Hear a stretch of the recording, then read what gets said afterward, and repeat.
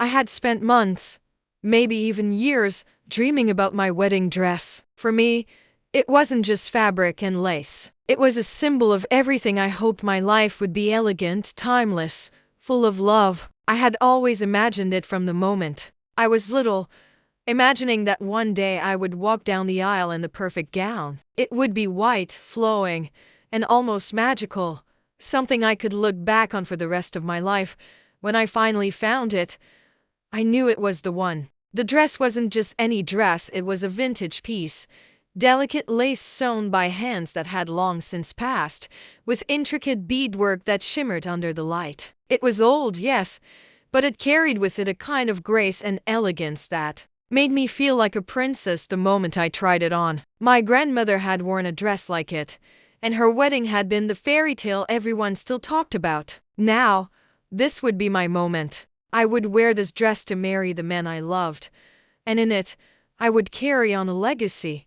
I didn't tell anyone, not even my best friend, about my decision right away. It felt like something too precious, too personal to share. But as I stood in front of the mirror in the boutique, the dress fitting perfectly, I felt the future open up before me. It wasn't just about the wedding. It was about making memories that would last a lifetime.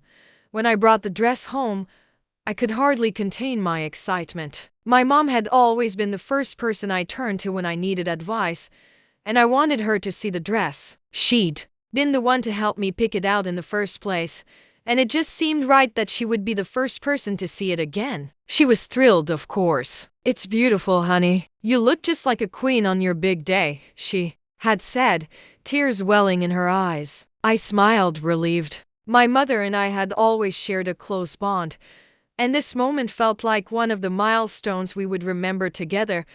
We decided that I would keep it at her house for safekeeping. Her walk-in closet was large, and there was plenty of room for my dress to hang untouched until the wedding. I trusted her. I had to. She was my mother, and for all my life, she had always looked out for me. That trust was one of the few things that anchored me in a world that often felt unstable. But that trust, that certainty, began to crumble in a way I didn't expect. A few weeks later, just after Christmas, I received a call from Mom. Her voice was shaky, distant. "Honey, we need to talk. There's something important." My heart skipped a beat, wondering if someone was sick or if something was wrong with the wedding plans. "What's going on, Mom?" I asked, trying to keep my voice steady. I had to sell your dress," she said, the words stumbling out. "There were some unexpected expenses, and you know how hard things have been lately. I thought you'd understand." For a moment, the world stopped spinning. "What?"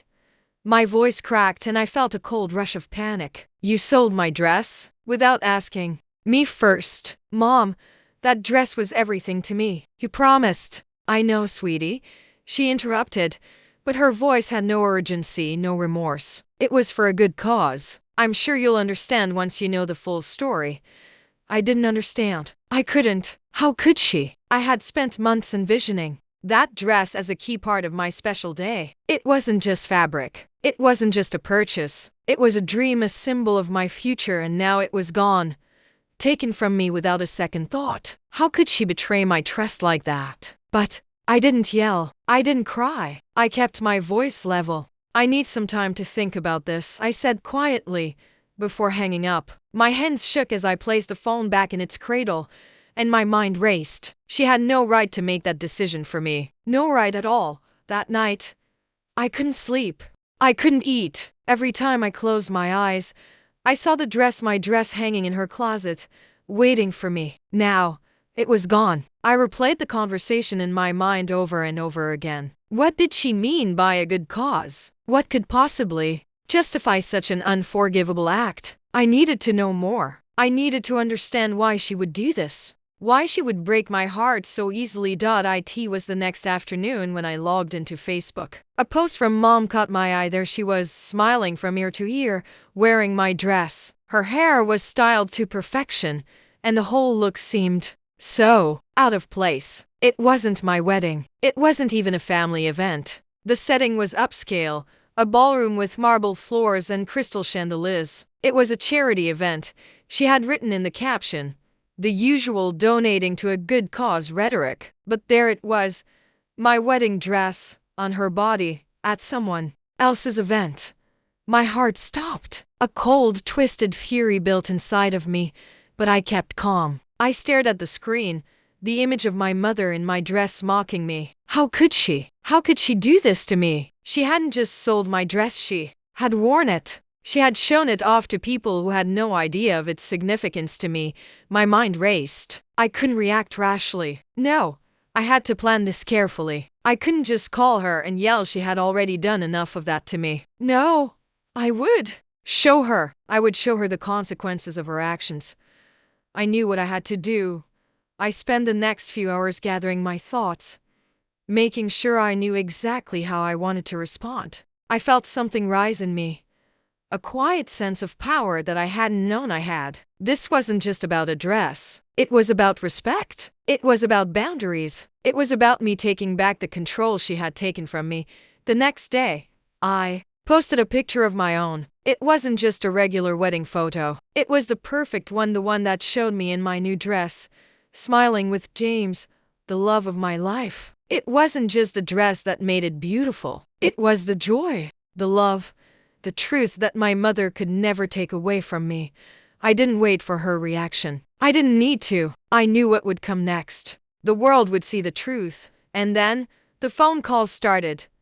The moment I saw my mother's post on Facebook, everything changed. It wasn't the shock of seeing her in my dress that sent a chill down my spine. It was the smug, self-satisfied smile she wore. It was as though she'd completely forgotten who she was, or worse, had decided she was above any of the expectations she had once set for herself. I had been raised on values of humility, family, and the idea that we shouldn't flaunt things that were given to us, especially if they came at someone else's expense. But there she was, in my dress, standing in front of an opulent ballroom full of strangers who, I was sure, had no idea that the dress had once belonged to me. The sight of her, parading around in my wedding dress, was unbearable. She looked like a queen in it, elegant, poised, like someone who truly belonged in that gown. But she didn't. Not like I did. This dress was mine. It was more than just fabric. It represented everything I had hoped for in my marriage,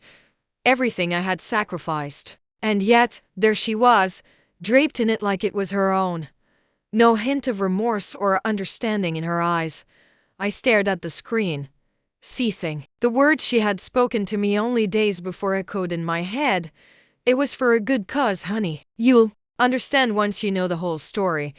But all I understood now was that she had betrayed me in a way I never thought possible. The lie she had told, the justification for selling my dress, felt like a slap in the face. She hadn't just sold it. She had worn it as though it were her right, as though it had never meant anything to me. How could she do this? I let the post sit there for a while, my mind racing with 100 questions. The more I thought about it, the more I realized how deeply this hurt me. I had always trusted my mother. She was the one I turned to for advice, the person I believed had my best interests at heart. But this was something else entirely. I wanted to scream at her, to call her and demand an explanation, but I knew that wouldn't help. It would only make her defensive, and I would never get the truth. No, I needed to figure this out for myself.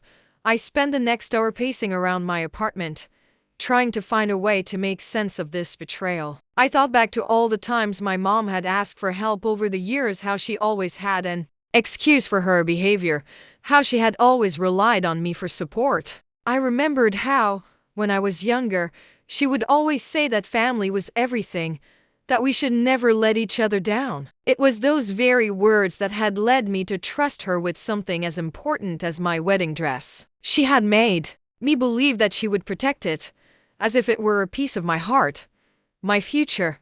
But she hadn't. She had taken something so sacred from me without a second thought, and now, there she was, posing in it for the world to see. It felt like a slap in the face, a betrayal that cut deeper than anything I could have ever imagined. How could she have so little regard for me, for what that dress meant? I looked at the photo again. The dress was stunning on her, of course. It was, but that wasn't the point. The point was that this dress had been taken from me. From my wedding, my future. It had become a symbol of something else entirely. Selfishness, vanity, and a mother who would stop at nothing to get what she wanted. I couldn't believe it. The woman I had loved and trusted had turned into someone I didn't even recognize. I closed my laptop and took a deep breath. I knew I couldn't keep staring at that photo, it was only going to make my blood boil. But I couldn't shake the feeling of betrayal that clung to me like a second skin. My heart ached. I felt the weight of the injustice pressing down on me, suffocating me. I had trusted her. I had believed in her. And now she had taken that trust and thrown it away like it meant nothing. It was then that I realized something. I had been so focused on the dress, on the material loss, that I had overlooked the larger betrayal. My mother had sold me out for a fleeting moment of status. The good cause she had mentioned was nothing more than a lie, a cover for her own selfish desires. It was about her image, her appearance in front of the right people. She didn't care about me or my dreams. She only cared about how others saw her. The truth stung more than I could have ever expected. I took another deep breath and closed my eyes. There was nothing I could do to get that dress back. The damage had already been done. But I could still do something. I could show her that I wasn't just a passive participant in this game. I wasn't going to sit back and let her walk all over me. I wasn't going to let her take my happiness, my pride, and my joy and turn it into something for her own personal gain. I was done being the person who let her walk all over me. I knew the time for a calm conversation with my mother had passed. She had crossed a line, and now I needed to take back control. I wasn't going to let her get away with it.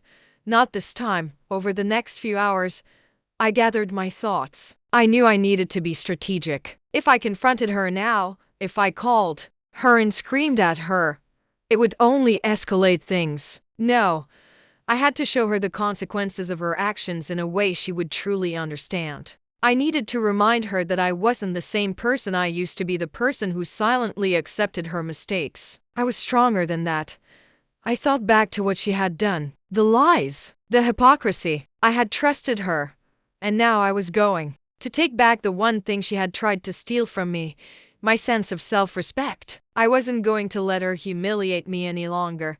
That night, I sat down and began crafting a post of my own. It wasn't just about the dress anymore, it was about everything. It was about showing the world that my mother's actions had consequences. I wasn't going to be silent anymore. I could already picture her face when she saw it, her shock, her guilt, her regret. The moment she realized that I had exposed her, that I had taken back control from her. It would be the moment she understood that I was no longer the naive daughter who would blindly trust her. It wasn't just about revenge. It was about taking back my power. It was about showing her and everyone else that I would no longer allow anyone, not even my mother, to walk all over me. I was reclaiming what was mine piece by piece, and that included my dignity. I hit post. The picture I uploaded wasn't glamorous or over the top. It was simple. A quiet rebellion against everything my mother had tried to take from me. But I knew it would make its mark. And when she saw it, I knew she would finally understand the truth. I closed my eyes and leaned back in my chair, feeling a sense of calm wash over me. This wasn't the end, but it was the beginning of something new. I had finally taken the first step toward standing up for myself. I had taken control, and nothing would ever be the same again. I didn't know what to feel the next morning. A strange sense of calm had settled over me, as if the storm I'd been holding back for so long was finally going to break. The image of my mother wearing my wedding dress still lingered in my mind, but I was no longer consumed by the immediate rage. I had already cried, shouted into my pillow, and let the emotions take their course. But now, as I stood in front of the mirror, tying my hair up into a neat bun, something clicked within me. This wasn't just about the dress anymore, it was about something much bigger. It was about reclaiming my strength, my confidence, and my voice. I had learned early on in life that rushing into a confrontation often led to regret. I wasn't about to make the same mistake again. The anger I felt was justified, but it needed to be handled with precision, with control. I wasn't going to let my mother's actions dictate how I would respond. No, this was my move, and I was going to play it strategically. I spent the next few days in a strange state of numbness. I didn't call my mother. I didn't pick up her calls. I just let the silence stretch between us like a taut rope, pulling tighter with every passing hour. It was hard. Every time I heard her name or saw a message from her pop up on my phone, I had to fight the urge to give in. I could feel her guilt from a distance, even if she didn't admit it. She probably thought I hadn't seen her post, or maybe she believed I would just forget about it eventually. But I wasn't going to forget. This was about more than just a dress. It was about everything she had ever said to me and everything she had taken from me without a second thought. But as I sat there in my quiet apartment, I realized something else. I didn't want to fight her in the traditional sense. I didn't want to engage in a heated, bitter exchange where we yelled at each other and nothing was resolved. That wasn't going to make me feel better. It wouldn't give me the closure I needed. I knew what I had to do, and it wasn't going to be a direct confrontation. It would be something much quieter, but far more powerful. I had to make her see the truth of what she had done, not through my words, but through the way I chose to respond. I would show her that her actions had consequences, but I wasn't going to give her the satisfaction of seeing me fall apart. That wasn't the daughter she had raised, and I wouldn't give her the satisfaction of seeing me broken. For the first time in a long while, I felt a sense of control. It was as if the plan I had begun to formulate in my mind was the one thing that could set things right. And I was going to take my time. I wasn't going to rush this. I spent the next few days gathering my thoughts, carefully crafting a response that would make the impact I needed. I had already decided that I wasn't going to go on the attack. Instead, I would show her the difference between the lives we led, the difference between the way I had chosen to live my life and the way she had lived hers. I knew that, in time, she would see the mistake she had made, and when that happened, she would realize how much I had grown. I began to document everything. My wedding dress had been a part of a larger plan, something that went beyond just a dress or a single day. I thought back to the conversations we'd had about my wedding, the way she'd always undermined my choices, the way she had subtly made me feel like I wasn't good enough. This was just the most recent example of how she had undermined my dreams for her own benefit. She'd done it with the dress, but there had been other moments, other ways she had belittled me, made me feel small. But this time was different. I was no longer that young girl who craved her approval, the girl who would bend over backward to make her happy. I had built my own life now, with my own strength and resilience. I had a partner who loved me, friends who supported me, and a career that was growing every day. It wasn't just about standing up to my mother anymore, it was about standing up for the person I had become. I wasn't going to confront her directly. Not yet. But I knew I could use what she had done to make a point. I spent hours editing the photos from my wedding, carefully selecting the ones that captured the essence of what I had been trying to convey that day. It wasn't about the dress or the venue or the expensive decorations. It was about the love I had for James, the support of my friends, and the pure, unfiltered joy I felt. I was going to post one of those photos, not just for my friends to see, but for her to see. She would understand the difference between what she had done and what I had built. As I stared at the photo, I thought about my mother. She had always wanted to be the center of attention. I had spent my whole life watching her play the role of the perfect, charming woman, always seeking validation from others. It wasn't enough for her to simply be herself. She had to be adored, admired, envied. But the more I thought about it, the more I realized how deeply flawed that need for approval was. She was willing to sacrifice something so important to me just for a moment of admiration, a fleeting sense of validation. I was done letting her drag me into her world of self-importance. I wasn't going to fight her on her terms. I was going to win this battle on my own. The day I decided to post the photo, I felt a strange sense of calm wash over me. The photo I had chosen wasn't just beautiful, it was powerful. It captured the essence of what I wanted to say without speaking a word. It wasn't a direct attack on my mother, but it was a statement of what was important to me. I didn't need her approval. I didn't need her validation. I had everything I needed right in front of me. The moment I pressed post, I felt a rush of emotion. It wasn't anger, nor was it sadness. It was a quiet satisfaction, a sense that I had finally taken control. But as I sat back and looked at the screen, a new emotion stirred within me: anticipation. I was ready for whatever would come next, but I knew that the storm was only beginning. This was just the calm before it. I had set my plan in motion, and now I would wait. I knew that my mother wouldn't understand right away. She might even feel smug, thinking she had gotten away with it, but that would change. It always did. In the end, the truth had a way of coming to light, and when it did, I would be standing on the other side, stronger than ever. The storm was coming, and I was ready.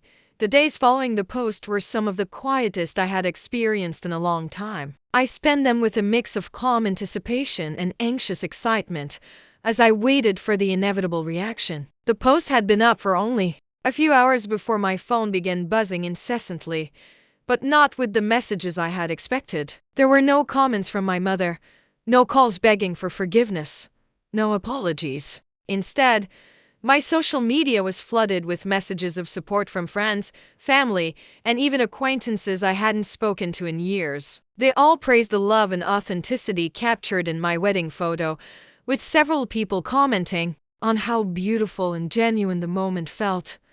I took a deep breath, knowing this was only the beginning. My mother hadn't even seen the real consequences yet. She was still wrapped up in the thrill of her own appearance in my dress, living in a world where she thought she could control everything. But the truth was, she had made a fatal mistake. She had underestimated how much this would affect me. It wasn't just a dress. It wasn't even just about her flaunting something that had been mine, something that meant more to me than she could ever understand. It was about the years of little betrayals and underhanded comments, the subtle ways she had chipped away at my confidence and forced me to second-guess my own decisions. I had spent so long justifying her actions, pretending that she was always right. But that day, I realized that it was time to stop. I was no longer the daughter she could manipulate. I was a woman who had carved out her own space in the world, and I wasn't about to let her continue to belittle me. As the evening progressed,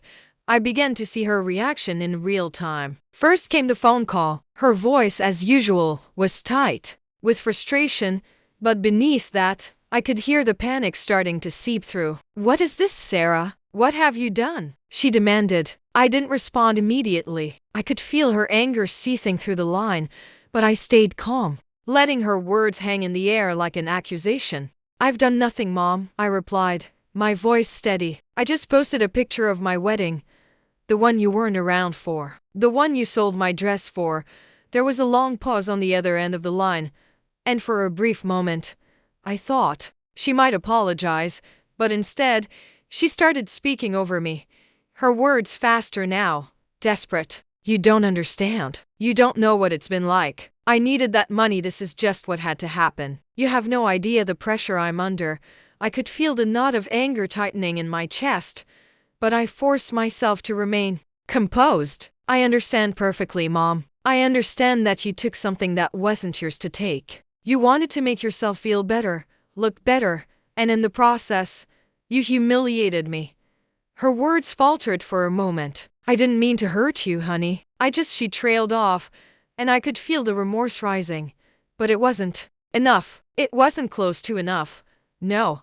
I interrupted, firm now. "You didn't mean to hurt me? You didn't mean to betray my trust? I'm not a little girl anymore, Mom. You can't just keep making excuses for your actions. You've crossed a line, and now I need you to understand that there are consequences." I could hear her breathing heavily on the other end, her own anger and guilt mixing into something she couldn't control. But instead of backing down, instead of taking accountability, she snapped. "You've embarrassed me in front of everyone. This is just like you to make me look bad. You don't care about how this affects me." A cold laugh bubbled up inside me, though I fought to keep it down. "I didn't embarrass you, Mom. You did that yourself. I didn't make you look bad. I just gave you the opportunity to see yourself for what you truly are."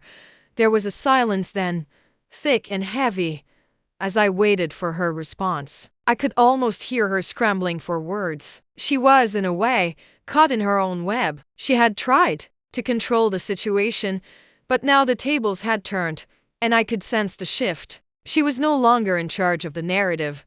The next few days were a blur of uncomfortable silence and half-hearted apologies. But it wasn't until I saw her next post on Facebook that I realized how deep the humiliation had gone. She had posted a picture of herself, this time in a new dress, and the caption read, "Starting fresh. Time for new beginnings."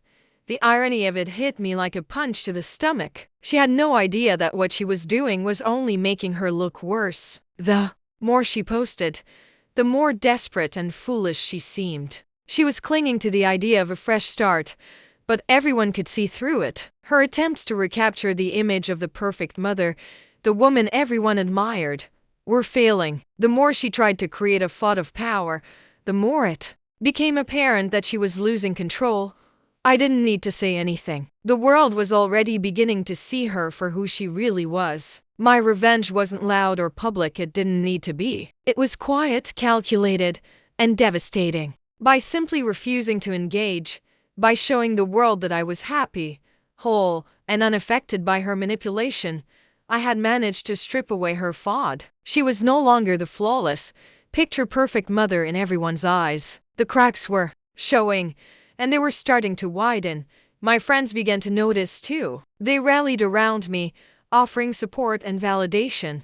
And though their words were comforting, it was the silence that felt most powerful. In the weeks that followed, I received countless messages from people who had witnessed the drama unfold online. Some were concerned, others expressed their sympathy, but many were just amazed at how I had handled the situation. There was a certain strength in my actions that I hadn't even realized at first. By refusing to let her see me break, by not sinking to her level, I had set a new standard. Even James, my fiancé, saw it. "You've done something remarkable, Sarah. This is strength. You're not letting her control you anymore." His words, simple as they were, sent a wave of warmth through me. I had spent so many years trying to live up to my mother's expectations, always playing her game. But now, I was free, and that freedom was more powerful than any revenge I could have sought. It wasn't until I saw my mother at a family gathering, weeks later, that the full scope of my revenge hit me. She looked smaller, deflated,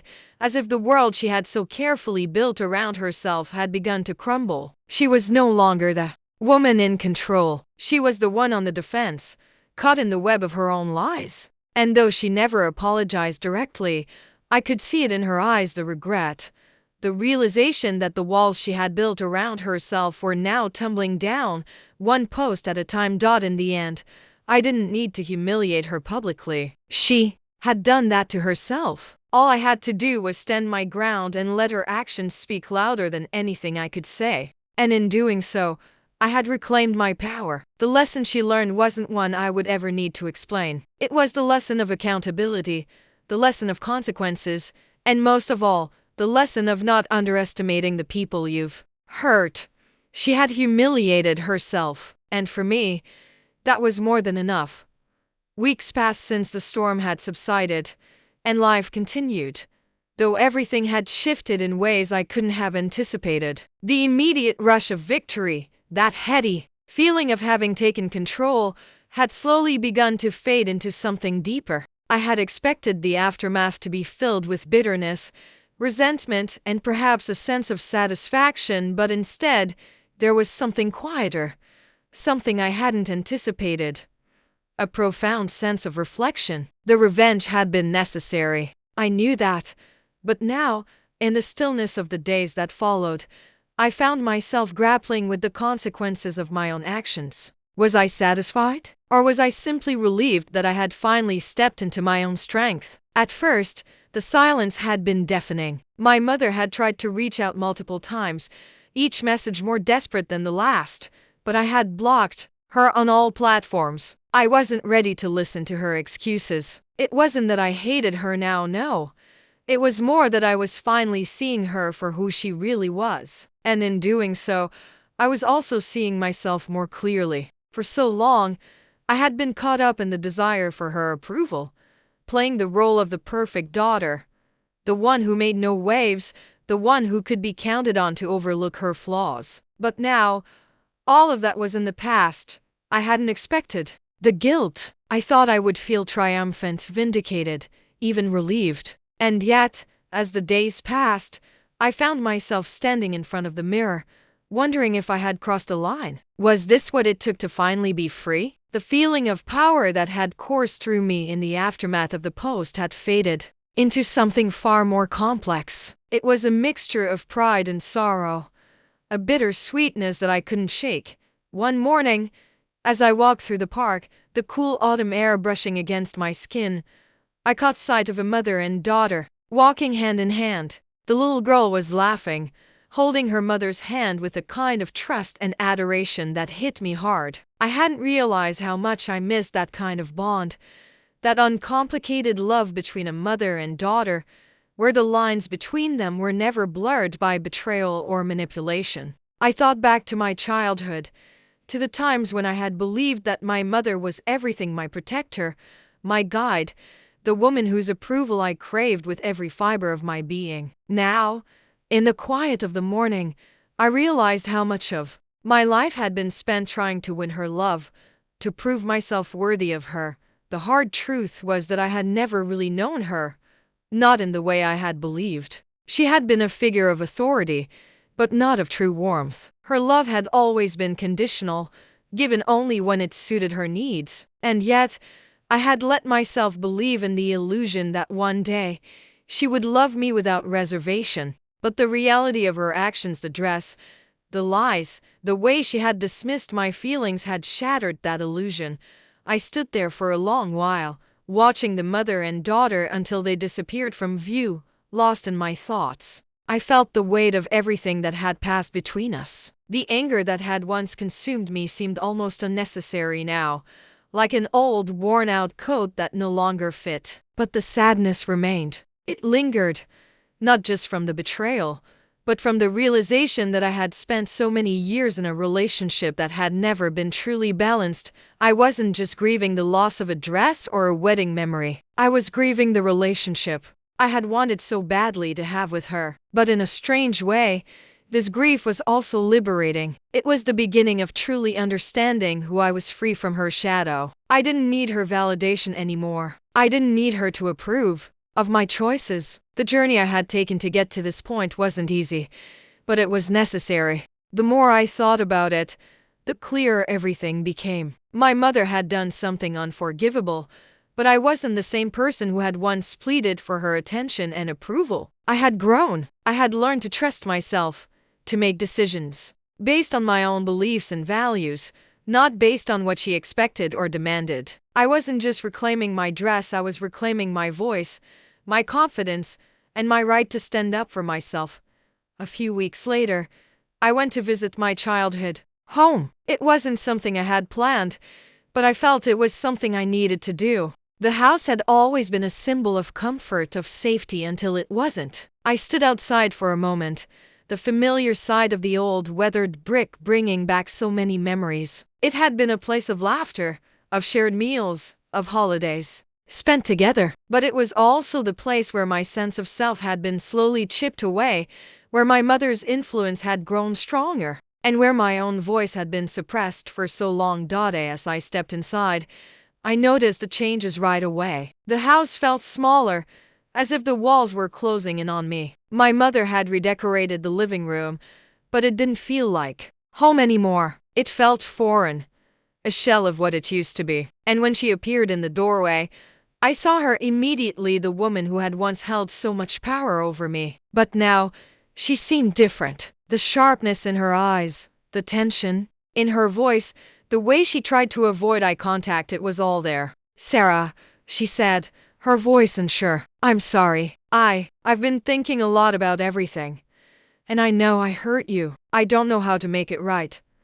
I looked at her for a long moment, the weight of everything we had been through hanging between us. "I don't think you can make it right, Mom. Not anymore," I said quietly. There was no anger in my voice, only a quiet sadness. "But I'm not that person anymore. I'm not the person who needs your approval. And I'm not the person who will continue to let you make excuses for your actions." For a brief moment, there was silence. I saw her face falter, the mask of control slipping away, and for the first time in years, I saw her as just another human being, flawed, imperfect, and lost. It was a strange thing to finally see her for who she truly was. She was no longer the towering figure in my life, the one I had always sought to please. She was simply my mother, and that was all. "I don't know how to fix things," she said, her voice small. "But I don't want to lose you." I nodded, feeling a sense of peace wash over me. "You already did, Mom," I said softly. "But that's okay. I've learned to stand on my own."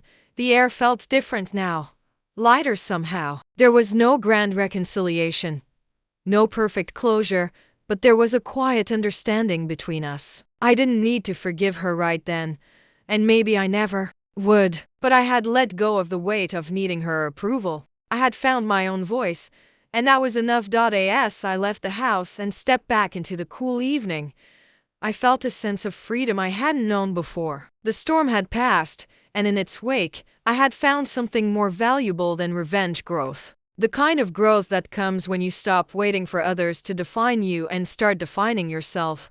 For the first time in my life, I was truly free, and that was the lesson I had learned through it all.